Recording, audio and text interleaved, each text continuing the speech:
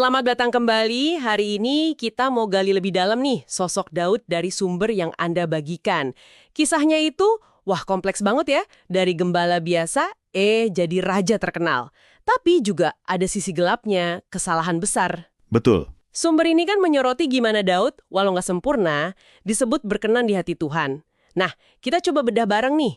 Apa sih yang bikin dia istimewa menurut teks ini? Ya, yang langsung kelihatan itu kontrasnya ya. Status awal Daud sama pilihan Tuhan.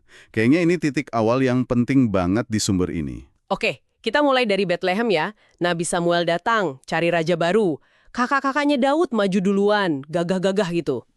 Tapi ditolak semua. Samuel sampai nanya, udah ini aja anakmu? Baru bapaknya ingat, oh iya, ada si bungsu lagi ngembala. Nggak dianggap lah ya awalnya. Iya, dipanggillah Daud, terus langsung diurapi di situ.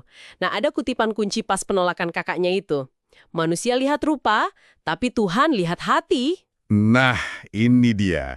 Kata hati ini jadi kayak benang merahnya gitu ya di sumber ini.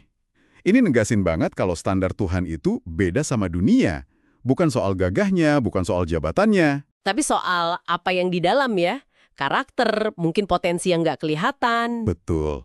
Pilihan ini aja udah kayak mendobrak ekspektasi orang waktu itu. Terus dari padang rumput, Daud masuk ke lingkungan istana Raja Saul. Awalnya kan bukan karena ambisi jadi raja ya. Bukan. Dia masuk sebagai pemusik dulu buat nenangin Saul. Terus baru jadi prajurit. Nah, momen epiknya kan pas lawan Goliat itu. Ingat gak kata-katanya? Bukan soal pedang tombak. Oh iya, yang dia bilang, aku datang kepadamu dengan nama Tuhan semesta alam. Itu nunjukin imannya kuat banget. Benar. Tapi lucunya, bukan lucu sih, ironisnya, justru kemenangan itu yang bikin Saul jadi Cemburu. merasa terancam gitu ya. Iya. Dari situ kan mulai konflik, intrik istana. Tapi di tengah-tengah itu, ada hal menarik lain yang disorot sumber Anda. Persahabatannya sama Yonatan ya, putra Saul sendiri. Betul. Sumber menggambarkannya tulus banget. Bukan karena politik, tapi karena nilai yang sama. Yonatan malah dukung Daud. Dan ini penting. Pas Daud diburu Saul, dia kan punya kesempatan buat balas dendam tuh. Bisa aja habisin Saul. Iya, ada beberapa kali kesempatan malah. Tapi dia tahan diri. Dia bilang, aku nggak akan jama orang yang diurapi Tuhan. Ini nunjukin kesetiaan dia sama prinsip ilahi. Ngalahin rasa dendam pribadi.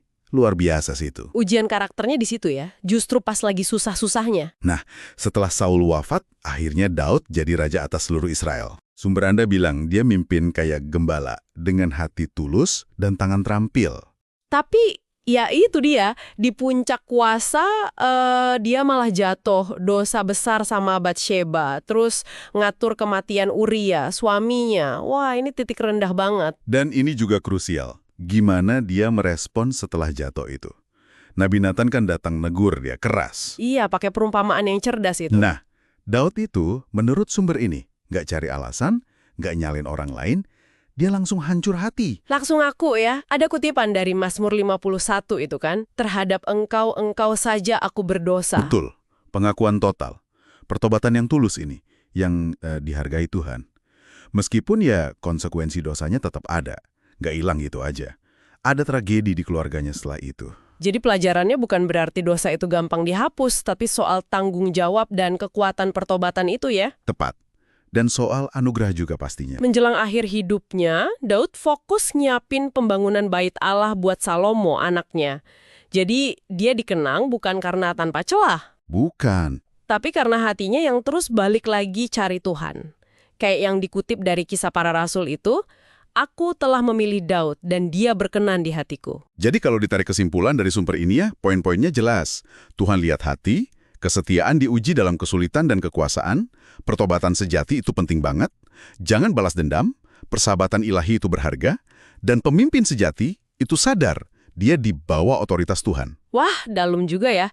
Jadi dari penelusuran kita ini, kelihatan banget perjalanan Daud itu naik turun, penuh warna. Dipilih karena hati, diuji, jatuh, tapi bangkit lagi.